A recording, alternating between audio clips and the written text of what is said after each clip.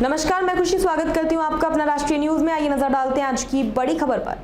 शेख हसीना के इस्तीफे के बाद बांग्लादेश में हिंदू घरों पर हमला। बांग्लादेश में शेख हसीना के प्रधानमंत्री पद से हटने के बाद हिंदू मंदिरों, व्यापारिक प्रतिष्ठानों और घरों पर हिंसक भीड़ ने हमला किया। ये जानकारी एक समुदाय संघ ने दी है। हालांकि आवामी लीग सरकार को गिराने वाले आंदोलन के नेताओं ने लोगों से हिंदू अल्पसंख्यकों को निशाना न बनाने की अपील की है। फिर भी उनका सुरक्षा को लेकर चिंताएं बढ़ गई हैं।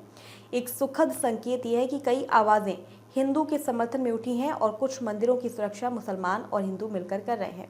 बांग्लादेश की 17 करोड़ जनसंख्या में हिंदुओं का लगभग 8% हिस्सा है और इस समुदाय का बड़ा हिस्सा पारंपरिक रूप से शेख हसीना की आवामी लीग का समर्थन करता रहा है।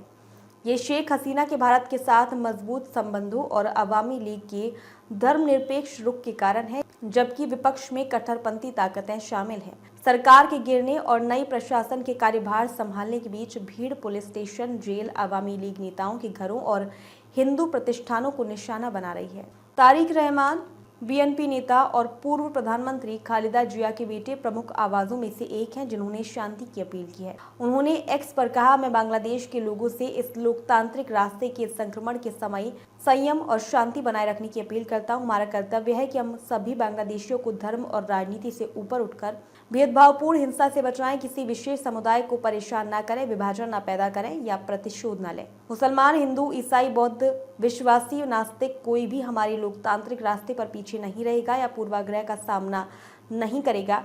हम सभी गर्व से बांग्लादेशी हैं। घरों पर हमला और लूटपाट। बांग्लादेश हिंदू बौद्ध ईसाई एकता परिषद ने रॉयटर्स को बताया कि 200-300 घर, जिनमें ज्यादातर हिंदुओं के थे, और व्यापारिक प्रतिष्ठान सोमवार से निशाना बनाए गए हैं। संगठन की महासचिव राणा दास गुप्ता ने कहा कि लगभग 15-20 हिंदू मंदिरों को तोड़ा गया और लगभग 40 लोग घायल हो गए, हालांकि गंभीर रूप से नहीं। उन्होंने कहा, सांप्रदायिक अत्याचार शेख हसीना के इस्तीफा देने से कुछ घंटे पहले शुरू हुए थे। हालांकि कोई हत्या नहीं हुई, लेकिन चोटें आई हैं। अल्पसंख्यकों, खासकर हिंदुओं के घरों और व्यापारिक प्रतिष्ठानों के साथ साथ मंदिरों को निशाना बनाया गया, लूटा गया, क्षतिग्रस्त किया गया।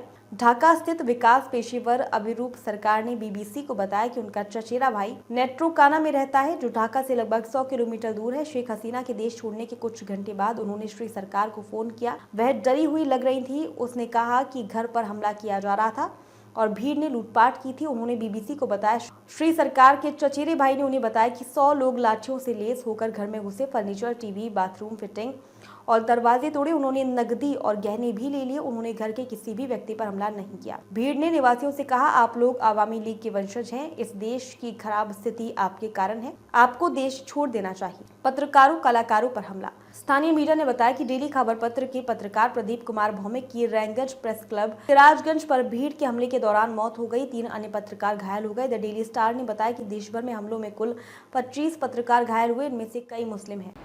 ढाका के धनमंडी में हिंसक भीड़ ने बांग्लादेशी गायक राहुल आनंद के पैतृक घर पर हमला किया और उनके संगीत, वाद्य यंत्र और फर्नीचर जला दिए। उनके परिवार के सदस्य हमले से बचने में सफल रहे। राहुल आनंद के गाने वाले लोक बैंड जोलर गान ने उनके अब जले हुए कमरे में अंतिम रिकॉर्डिंग का वीडियो पोस्ट किया और क्रोध और प्रतिशोध की आग पर सवाल उठाया। मुसलमानों ने मंदिरों की सुरक्षा की। अल्पसंख्यकों और मंदिरों पर हमलों की खबरों के बीच ढाका ट्रिब्यूनल ने 3 मंदिरों में संवाददाता भेजा और पाया कि हिंदू और मुसलमान मिलकर पूजा स्थलों की सुरक्षा कर रहे हैं। ढाकेश्वरी राष्ट्रीय मंदिर में स्थानीय निवासी राजभूषण ने कहा, मुस्लिम और हिंदू पड़ोसी मिलकर मंदिर की सुरक्षा कर रहे हैं। कुछ व्यक्तियों ने अपने लाभ के लिए इस मंदिर का उपयोग किया है। हम उनके प्रयासों को स्वीकार करते हैं, लेकिन उन्होंने हमें जबरदस्ती मंदिर से हटा दिया। एक अन्य निवासी रंजन कुमार दास ने कहा, डर है कि इस मंदिर को निशाना बनाया जा सकता है। कल रात कुछ छात्र और स्थानीय मुसलमान हमारे साथ थे। उन्होंने हमले की स्थिति में मदद के लिए अपने संपर्क विवरण दिए। हमारे मुस्लिम भाई जो हमारे साथ खड़े हैं, एक उदाहरण पेश कर रहे हैं। रामना काली मंदिर में ढाका विश्वविद्यालय के छात्र रफीद आजाद पहरे पर हैं। उन्होंने कहा कि समूह बारी बारी से मंदिर की सुरक्षा कर रहे हैं। जब उनसे पूछा गया कि मंदिर पर हमलों के पीछे कौन है, तो उन्होंने कहा, हमने कई देशों में देखा है कि जब एक शासन विफल होता है तो कुछ लोग अवसर देखते हैं। हम स्पष्ट रूप से नहीं कह सकते कि मंदिरों पर हमला कौन कर रहा है। जो भी इसके पीछे है, वो भयानक काम कर रहा है। उन्होंने कहा कि नई सरकार को मौलिक अधिकार, जिसमें धर्म और अभिव्यक्ति की स्वतंत्रता शामिल है, सुनिश्चित करनी चाहिए। निश्चित रूप से हम कट्टर सरकार नहीं चाहते, हम सभी के लिए सरकार चाहते हैं। इस्कॉन स्वामीबाग मंदिर में कोई गार्ड नहीं है, लेकिन 2 पोस्टर पड़े जा सकते हैं। आप हमारे भाई हैं, डरे नहीं, और बांग्लादेश हम सबका है। इस्कॉन के सदस्य दुर्लभ हरिराम दास ने ढाका ट्रिब्यूनल को बताया, इस क्षेत्र में हमारे सभी के साथ अच्छे संबंध है, इसलिए डरने का कोई कारण नहीं है। भारत है चिंतित। बांग्लादेश में अल्पसंख्यकों की संख्या भारत की प्राथमिकता सूची में उच्च है। सरकार ने कहा कि संसद में पड़ोसी देश की स्थिति पर बोलते हुए विदेशी मंत्री एस जयशंकर ने कल कहा कि भारत बांग्लादेश की स्थिति विशेष रूप से अल्पसंख्यक समुदाय के बारे में गहराई से चिंतित है। उन्होंने कहा, हम अल्पसंख्यकों की स्थिति पर नजर रख रहे हैं। विभिन्न समूहों और संगठनों द्वारा उनकी सुरक्षा और भलाई सुनिश्चित करने के लिए की गई पहलों की रिपोर्टें हम इसका स्वागत करते हैं, लेकिन कानून और व्यवस्था स्पष्ट रूप से बहाल होने तक हम स्वाभाविक रूप से गहराई से चिंतित रहेंगे। अब तक के लिए बस इतना ही। फिर होगी आपसे मुलाकात ऐसी एक और खबर के साथ। तब तक के लिए नमस्कार और देखते रहिए अपना राष्ट्रीय न्यूज।